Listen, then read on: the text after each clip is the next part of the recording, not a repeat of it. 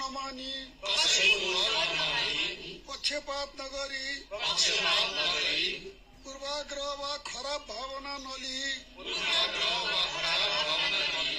ईमानदारीका साथ वहन गर्नेछु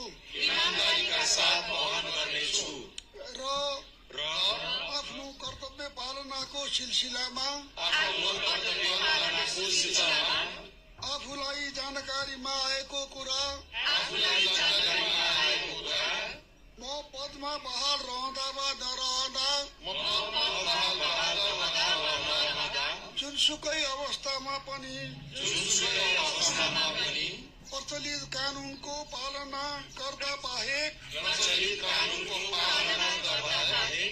अरू अवस्थामा कुनै किसिमबाट पनि प्रकट वा संकेत गर्ने छैन।